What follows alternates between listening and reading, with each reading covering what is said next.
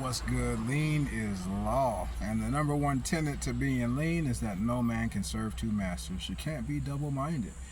You can't be him and then wake up every day doubting whether or not you're him or not, right? You can't tell yourself, I'm the guy who gets it done. I'm the girl who gets it done. But then you wake up and debate whether or not you have the energy to get it done, right? You have to decide. And once you decide, there's nothing else to think about. Right? All that thinking is a waste of time. There's a verse in the Bible that says when you go to Matthew 6:5-8, when you go to the Father who's in secret, go in secret. And what you do in secret, the Father will reward you. When you tell yourself, hey, I'm that lean guy that has complete domination over his will. I'm not a glutton because I have supreme discipline and I eat the most optimal diet, including the most whole nutritious foods that I can find, limiting or completely eliminating all processed junk and garbage that would just pollute the temple and make me function at less than optimal levels. Simple. You just get up and live that every day, right? You might fall off here and there, but no biggie, because I'm that guy. I'm human, right? I had a little day where I binged a little bit, then we just get right back on it the next day, no worries, right?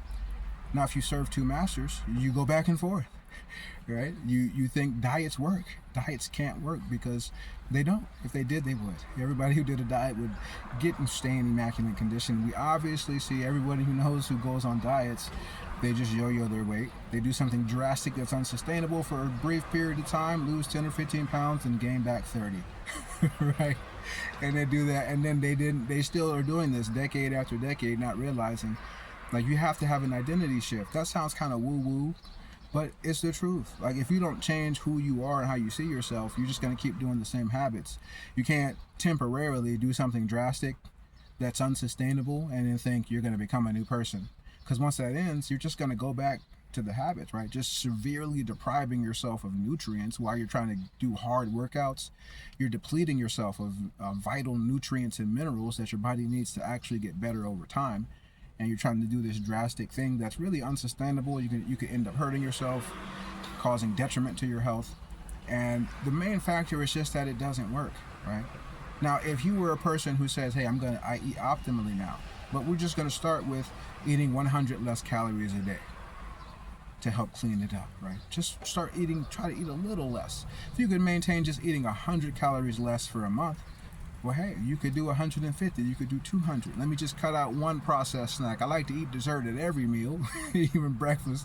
I need something sugary. But let's cut out one sugary snack today, right? And just that little bit, and just start working towards that, knowing, hey, I'm this person, and because I'm that person, hey, we're gonna eat one less sugary snack. And then gradually over time, just keep telling yourself you're that. If you could think two thoughts today, one thought is, I can achieve everything I say I'm going to, and the other thought is, well, I'm not sure because, those bills keep coming. Man, I've been putting in work for a long time. It feels like the needle's not really moving that much. Should I really do it today? I'm kind of tired. It probably would be good to just take a day off. Some days I do encourage rest, right? Rest is a part of the process, right? Taking 1 to 2 days off from all activities can be beneficial to help you stay fresh and do your best work. But at the same time, we want to be able to really push ourselves sometimes to know the difference between what I'm capable of and when I'm just being lazy and slothful and lethargic, and I'm thinking too much, and instead of just already knowing what we're supposed to do today and just doing it without thought. Like, if I'm going to get up in the morning and go to the gym, I really don't need to think about that. I can wake up and have a debate on how I feel and all of that, and if I should do it based on how I feel, but really all of that's a waste of time, and I'm being double-minded in that moment, because I could just go to the gym and do something. I know I can do something. It doesn't have to be like my best athletic performance of all time, but you can go to the gym because you said you're going to go to the gym at least 4 mornings out the week, so get up and just go do it. Right? Just go start moving. Do some hops, do some bounces, do some skips, something easy that just gets you moving. And then before you know it, you done warmed up and you feel all right today. You actually could probably do a little bit more than you thought you could do, right? But you never would have known unless you just got up and just decided you're this person, so you're just doing it. Turn those thoughts off, right? Those thoughts will have you serving two masters, have you double-minded, right? It'll have you moving lukewarm. You'll be disgusting and everyone will just want to spit you out. You know what I'm saying? So don't be that way, right? Just be definite, make a decision, and then that's who you are from now. You're the person who eats optimal foods, who has supreme control. You eat on purpose.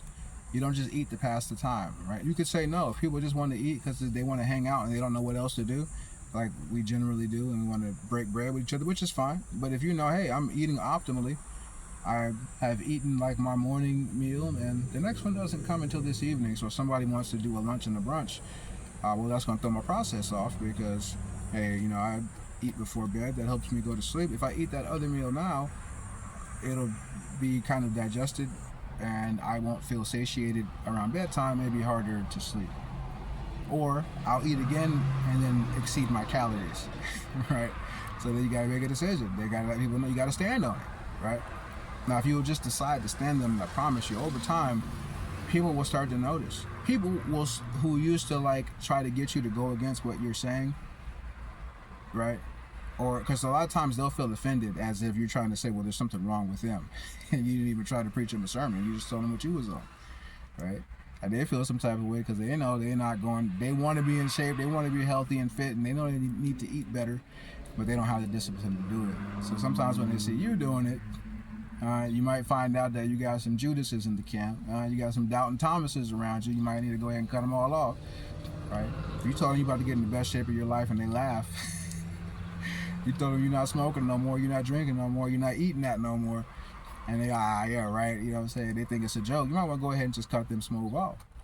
You know what I'm saying? Because either when two or more come together and they agree, I mean, what can't they do? But we in disagreement. You don't think I'm not him? You can't big up your brother. You're not big enough to do it. You're not that thorough. Your flow not foolish. Jay-Z already gave you the game. KRS-One already told you the mind science. He said, man, when we started hip-hop, we was broke in the Bronx, living homeless, sleeping on park benches. But I spit the rhyme, and my brother was like, oh, that was tight. Do it again.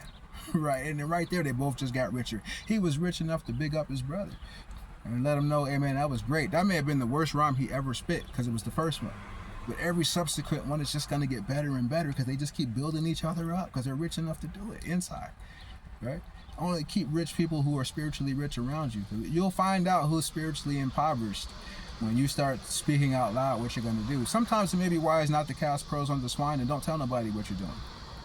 And just let them see what you're doing, and your actions will speak. And they'll start questioning you to get you to reveal it, right? But be careful with that, Just let them know we shall see, you know what I mean? That's just for today, this is just what I'm doing, Are you changing this? You're doing this now? Well, we'll see, just today today I'm just not going to smoke. Today I'm just not going to eat that cake. Today I'm just not going to drink that sugary beverage, right? Just today. And then we'll see what happens, right? Right? You don't got to tell them all your intel, right? And then, but see how they react. I don't care who it is, your wife, your husband, your brother, your sister, your mom. Like once you see, you don't have to be mean and go on a tirade about them doubting you or them being a Judas, but just realize, hey, not everybody will be rooting for you, even if you called them out on it. They would say that they are, because their behavior has already exposed that they don't, right? You're telling them that, hey, it's detrimental to have these types of foods all the way around the house, and then they'll go get them anyway, right? So you want to make sure that you got to, put yourself first in some of these instances and realize once you've made your mind up, then just stand on it. Don't try to convince anyone else, right? That's a waste of time. There's later on in Matthew 6:5-8, he says, when you pray, don't pray like the pagans who babble on in the synagogues, thinking they'll be heard by their many words and vain repetitions. Surely they have their reward. Right? No need to go around telling people what you're going to do and you're going to do all that. It's kind of just like a mental masturbation, right? It sounds good. People will give you a little self-righteous pat on the back that you're going to be, that's good, man. That's a good thing to do and say and aspire for. Yeah. Everybody's aspiring for that. Yeah. Oh, that sounds good. Oh, me too. Yeah. But it's actually better to just do it in secret. And then what you do in secret, the rewards for that will start to come because people will start to notice 2 years later, what in the world just happened? There's people who see me and they're just this guy's not even aging, dog. He's aging in reverse. Right? Other than I got a little grays, dog, but if you didn't see the gray hair, if I got a hat on or something covering my hair, and you don't really know I got grays, you may not even think that I'm old enough to have them, right? Most people don't. They see me in the gym, they definitely don't. right? When my peers see me that I grew up with, they definitely they're looking at me like, what are you doing? Like, why are you looking like you aging backwards now? You know what I'm saying? Like, everybody telling me that. Everybody like, dang, what happened to you? We didn't think you was going to turn out looking like this.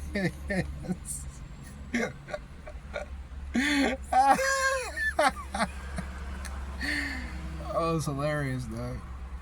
But I've been putting in work for decades, though. I've been training since I was in elementary school, and I've just never stopped. Like, I don't need a paycheck for it. Money's not my God. Most people, money is your God. Like, if there's no paycheck, if you're not going to the league, if there's not a college scholarship or some NIL money, you won't even take care of the temple you claim the spirit of the living God lives in. You know, a lot of the spiritual people who believe that, you know, the God lives in you. Your God body in this dimension, but I can't tell. Because you don't even take care of it. You put more money into the hunk of metal on rubber than you've ever put into your own vehicle. Which to me doesn't make much sense. Like, you can run and jump. That's an amazing ability. You don't want to do it? Like, I've never understood that. I want to do it. I've always enjoyed doing it. And you can get better at doing it. And the better you get at doing it, the more fun it is to do it. It's fun to be able to jump so high. I just feel like I'm just kind of gliding in the air for a second while I go up to do a dunk. That's very enjoyable.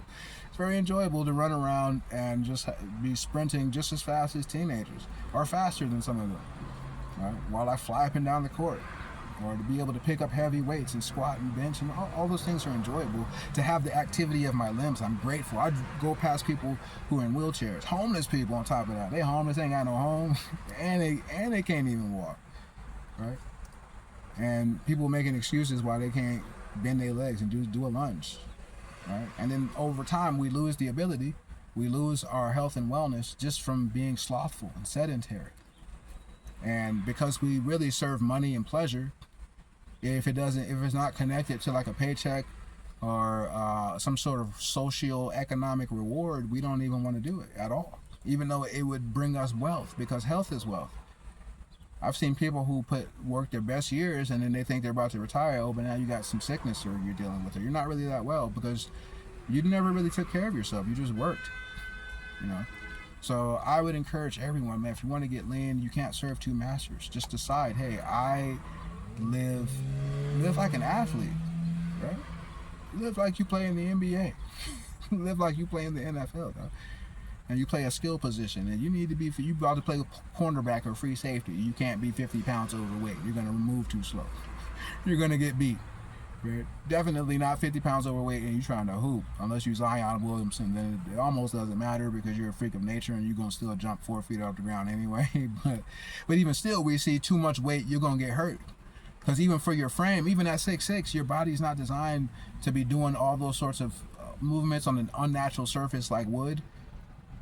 You know, at those weights, right? So for optimal movement, just it's primal, right? Women respond to the opposite sex responds to the primal DNA programming of you having a prowess, which goes beyond just picking up weights and putting them down. But when you can also do that and be strong and run and jump and you can fight, all those things, right? You're skilled in the movement. There's a different fluidity to your silhouette and how you move, right? So no man can serve two masters, man. Just focus on it. Once you decide you're this guy, just be that. Don't even think there's nothing else to think about. You already know what activities. You don't got to sit down writing affirmations for an hour and writing out everything you're going to do with it. You know, you just need to get in there.